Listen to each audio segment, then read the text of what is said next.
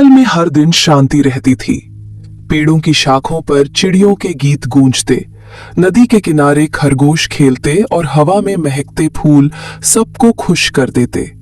मगर एक दिन अचानक ऐसा मेहमान आया जिसने जंगल के सारे नियम बदल दिए। उसकी चमकती आंखें, तेज दांत और चालाक दिमाग ने पूरे जंगल को डर से कांपने पर मजबूर कर दिया। यही कहानी है उस विशाल चूहे की जिसने पूरे जंगल का चैन छीन लिया। खाओ खाओ, सब सुन लो, जंगल में एक अजीब चीज देखी है मैंने। नदी के पास इतना बड़ा चूहा घूम रहा था जितना बड़ा तो कोई बकरी भी नहीं होती। कौवे, तू हमेशा बातें बढ़ा चढ़ा कर करता है। चूहा इतना बड़ा? कहीं तूने किसी बिल्ली को चूहा समझ तो नहीं लिया? नहीं नहीं, मैं अपनी दोनों आंखों की कसम खाता हूँ। वो चूहा मेरे पंख जितना बड़ा कानों वाला है और उसकी लाल लाल आंखें अंधेरे में चमक रही थीं। लाल आंखें? अरे ये तो डरावना है। अगर सच में ऐसा चूहा आया है तो वो हमें खा जाएगा। पास में शेर राजा बैठा सब सुन रहा था। सब शांत हो जाओ, सुबह होते ही हम देखेंगे कि ये नया मेहमान कौन है। सूरज की हल्की किरणें पेड़ों के बीच से निकल रही थी। तभी सबने देखा, एक विशालकाय चूहा नदी के पास पड़ा है। उसका शरीर लोहे जितना चमकदार, पूंछ सांप जितनी लंबी और दांत चाकू जैसे नुकीले। हे भगवान, ये तो सच में राक्षस जैसा है। डरो मत, मैं यहाँ का नया मालिक हूँ। आज से इस जंगल का राजा मैं हूँ। जो मेरे लिए खाना नहीं लाएगा वो मेरी दावत बन जाएगा। महाराज, ये तो सच में खतरा है। हमें कोई चाल चलनी होगी। पहले देखते हैं ये क्या चाहता है। मोटा चूहा हर दिन बड़ा होता जा रहा था। उसकी भूख इतनी थी कि छोटे छोटे पक्षी, गिलहरी और मेंढक तक गायब होने लगे। हर रात उसकी चबाने की आवाज पूरे जंगल में गूंजती। काओ, कल मैंने देखा वो चूहा अकेले ही 3 खरगोश पकड़ कर ले गया। अगर वो मुझे पकड़ लेगा तो हम सबको मिलकर कुछ करना होगा, वरना हमारा जंगल खत्म हो जाएगा। दज्जू हाथी ने सोचा कि वो अपनी ताकत से उस चूहे को भगा देगा। रात में वो चूहे के बिल के पास पहुंचा। सुनो चूहे, ये जंगल सबका है। निकल जा यहाँ से, नहीं तो मैं तुझे कुचल दूंगा। इतना बड़ा शरीर है पर दिमाग तो मूंगफली जितना। मेरे सामने तेरा कोई जोर नहीं चलेगा। चूहे ने अचानक अपनी लंबी पूंछ से हाथी के पैर में लपेट मारी। हाथी घबराकर पीछे हट गया और जोर से चिल्लाया, बचाओ, इसकी पकड़ तो लोहे जैसी है। हाथी जान बचाकर भाग गया। चपला लोमड़ी ने योजना बनाई। उसने सोचा कि दिमाग से ही इस दैत्य को हराया जा सकता है। महाराज, मैं इसे मिठाई के बहाने जाल में फंसाऊंगी। मैंने सुना है चूहे को मीठा बहुत पसंद होता है। अगली रात वो चूहे के पास गई। ओ महान चूहे, तुम्हारी ताकत देखकर मैं तो तुम्हारी सबसे बड़ी प्रशंसक बन गई हूँ। मैंने तुम्हारे लिए मीठा फल लाया है। तू मुझे बेवकूफ समझती है। मीठा तो खाऊंगा, लेकिन पहले तू खुद खाकर दिखा। लोमड़ी ने मजबूरी में एक टुकड़ा खाया। चूहा हंस पड़ा और पूरा फल अकेला खा गया। योजना नाकाम रही। दिन पर दिन चूहे का आतंक बढ़ता गया। जानवरों ने रात को घर से निकलना बंद कर दिया। अब तो सूरज की रोशनी में भी ये जंगल डरावना लगता है। अगर जल्दी कुछ नहीं किया तो अगला शिकार हम में से कोई होगा। मुझे अपना पुराना गर्जन याद आ रहा है, पर अब मेरी ताकत कम है। कोई रास्ता जरूर होगा। एक दिन टिंकू खरगोश ने देखा कि चूहा एक खास पौधा चबाने के बाद कमजोर सा लग रहा है। वो भागकर शेर के पास पहुंचा। महाराज, मैंने देखा है कि जब वो नीले पत्तों वाला पौधा खाता है तो उसकी चाल धीमी हो जाती है। ये तो बड़ी अच्छी खबर है। शायद हम इस पौधे का इस्तेमाल कर सकते हैं। लेकिन हमें सावधानी से काम करना होगा। वो चालाक है। जंगल के जानवर अब एक नए मिशन की तैयारी में जुट गए।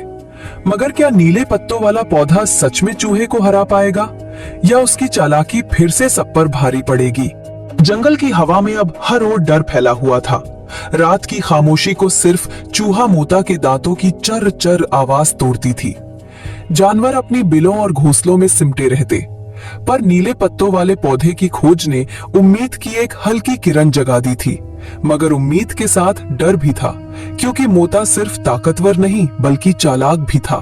दोस्तों, हमें नीले पत्तों की ताकत का इस्तेमाल करना होगा। टिंकू, तुमने कहा था कि चूहा इन्हें खाने के बाद कमजोर दिखा। क्या तुम पक्का हो? हाँ महाराज, मैंने अपनी आंखों से देखा। उस पौधे को खाने के बाद उसकी चाल धीमी पड़ गई थी और उसकी लाल आंखों की चमक भी थोड़ी मंद हो गई थी। लेकिन इतना बड़ा चूहा उस पौधे को क्यों खाता है? शायद उसे उसका स्वाद पसंद है। यही तो हमारी जीत की चाबी है। अगर हम उस पौधे को किसी स्वादिष्ट चीज के साथ मिला दें, तो वो बिना शक किए ज्यादा खा जाएगा। खाओ, मैं जंगल के हर कोने में उड़कर ये पौधे ढूंढ लूंगा। लेकिन हमें जल्दी करनी होगी, नहीं तो कल सुबह तक फिर कोई शिकार गायब हो जाएगा। सही कहा। काला, तुम पौधे जुटाओ। गज्जू, तुम नदी किनारे नई जगह तैयार करो जहां हम जाल बिछा सकें। चपला, तुम पौधों से बने खाने की तैयारी करो। टिंकू, तुम मोता की गतिविधियों पर नजर रखो। सभी ने अपने अपने काम संभाल लिए। जंगल में कई सालों बाद ऐसा लग रहा था कि सब मिलकर एक बड़ा युद्ध लड़ने वाले हैं। पर जंगल के इस गुप्त अभियान की भनक मोता को भी लगी। ये जंगल वाले कुछ तो योजना बना रहे हैं। कल रात से कोई सामने नहीं दिखा। मुझे हर जगह मीठी खुशबू भी आ रही है। क्या ये मेरे लिए कोई जाल है? लेकिन कोई फर्क नहीं पड़ता। जो भी होगा, पहले मैं इस जंगल के राजा को खत्म कर दूंगा। शेर को गिरा दिया तो सब अपने आप डर जाएंगे। मोता ने तय किया कि वो रात में सीधे शेर राजा की गुफा पर हमला करेगा। रात गहरी हो चुकी थी।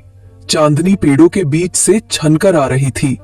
अचानक शेर राजा की गुफा के बाहर सरसराहट हुई। महाराज, वो आ गया। शेर ने गर्जना की, पर उसके पंजों में अब पहले जैसी ताकत नहीं थी। तो राजा जी, आखिरकार आमने सामने। आज से ये जंगल मेरा है। जब तक मैं जिंदा हूं, कोई और राजा नहीं बन सकता। शेर ने झपट्टा मारा, लेकिन मोता अपनी तेज पूंछ से शेर के पंजों को जकड़कर अलग हट गया। शेर लड़खड़ा गया। उसी समय गज्जू हाथी अपने विशाल शरीर के साथ दौड़ते हुए पहुंचा। आज तू बच नहीं पाएगा दैत्य। गज्जू ने अपनी सूंड से मोता को पकड़ने की कोशिश की, पर मोता चपलता से बच निकला। मोता ने अपनी पूंछ से गज्जू के पैर में चोट मारी। हाथी दर्द से चिल्लाया और पीछे हट गया। मोता की ताकत देख सबकी उम्मीदें डगमगाने लगी, लेकिन चपला लोमड़ी की योजना अभी बाकी थी। काला कौवे ने नीले पत्तों वाले पौधे इकट्ठा कर लिए थे। चपला ने उन पत्तों को मीठे फलों के रस में मिलाकर एक सुगंधित पकवान तैयार किया। अब ये मीठा फल ही हमारा हथियार बनेगा। मोता को इसे खाने पर मजबूर करना होगा, लेकिन कैसे? मैं चारा बनूंगा। मैं उसे नदी किनारे ले आऊंगा। वो सोचता है कि मैं सबसे कमजोर हूं, इसलिए मुझे पकड़ने जरूर आएगा। सब चुप हो गए। टिंकू की आंखों में डर था, मगर हिम्मत भी। टिंकू, ये बहुत खतरनाक है। अगर वो तुझे पकड़ लेता तो? महाराज, अगर हम सब कुछ नहीं करेंगे तो हमारा जंगल खत्म हो जाएगा। मैं तैयार हूं। अगली रात टिंकू नदी किनारे अकेला खड़ा हुआ और जोर जोर से आवाज देने लगा। ओ मोटे चूहे, अगर तू सच में जंगल का मालिक है तो आकर मुझे पकड़ दिखा। घने अंधेरे से मोता की डरावनी हंसी गूंज उठी। छोटी सी हिम्मत, अभी तुझे अपनी दावत बना लूंगा। मोता तेजी से टिंकू की ओर बढ़ा, मगर जैसे ही वो नदी किनारे पहुंचा, उसे मीठे फल की खुशबू ने घेर लिया। ये कैसी शानदार महक है, कितना स्वादिष्ट। उसकी लाल आंखें चमकने लगी। उसने चारों ओर देखा और जाल में रखे मीठे फल पर टूट पड़ा। मोता ने जैसे ही पहला निवाला खाया, नीले पत्तों का असर शुरू हो गया। उसकी चाल धीमी पड़ने लगी। पूंछ की ताकत कमजोर हो गई। ये क्या हो रहा है? मेरे शरीर में आग सी क्यों लग रही है? इसी मौके का इंतजार गज्जू हाथी को था। उसने पूरी ताकत से अपनी सूंड मोता के चारों ओर लपेट दी। अब तू नहीं बचेगा। मोता ने छुड़ाने की कोशिश की, लेकिन उसके पैर कांप रहे थे। अब खत्म कर दो उसका आतंक। चपला लोमड़ी और काला कौवा पास आ गए। कौवे ने नीले पत्तों का और रस उसके मुंह पर डाल दिया। मोता की आंखों की लाल चमक धीरे धीरे बुझने लगी, लेकिन मोता अब भी पूरी तरह हार मानने वाला नहीं था। उसने अचानक अपनी पूंछ हिलाई और गज्जू के पैरों से निकलने की कोशिश की। मैं हार नहीं सकता, ये जंगल मेरा है। इसी समय शेर राजा ने अपनी पूरी बची ताकत जुटाकर एक जबरदस्त दहाड़ लगाई। गर्जना की आवाज इतनी तेज थी कि मोता का ध्यान भटक गया। उसी क्षण गज्जू ने सूंड को और कस दिया और उसे नदी की ओर खींच लिया। मोता नदी में गिरा। नीले पत्तों के जहर से उसकी ताकत और कम हो गई। तेज बहाव उसे दूर ले गया। धीरे धीरे उसका विशाल शरीर पानी में डूबता चला गया। उसकी लाल आंखें आखिरी बार चमकी और फिर हमेशा के लिए गायब हो गईं। अगली सुबह जंगल में शांति लौट आई। सूरज की रोशनी पेड़ों पर चमक रही थी। चिड़ियों ने कई दिनों बाद खुलकर गीत गाए। हम जीत गए, हमारा जंगल बच गया। सबकी हिम्मत और एकता की जीत हुई है। अगर हम सबने मिलकर योजना ना बनाई होती तो आज भी डर का राज चलता। खाओ, आज से ये खबर दूर दूर तक फैलाऊंगा कि इस जंगल ने कैसे मिलकर आतंक को हराया। याद रखो दोस्तों, ताकतवर दुश्मन को हराने के लिए सिर्फ पंजे नहीं, दिमाग और एकता की भी जरूरत होती है। मोता चूहे की कहानी जंगल के हर कोने में गूंजने लगी। ये सिर्फ जीत की नहीं, बल्कि एकता की कहानी थी। चाहे दुश्मन कितना भी ताकतवर क्यों ना हो, अगर सब मिलकर साहस और बुद्धि से काम ले तो कोई भी शक्ति हार सकती है। उस दिन के बाद जंगल में फिर कभी ऐसा आतंक नहीं आया। शेर राजा बूढ़ा जरूर था, लेकिन उसकी समझदारी और सभी जानवरों की दोस्ती ने जंगल को हमेशा के लिए सुरक्षित कर दिया।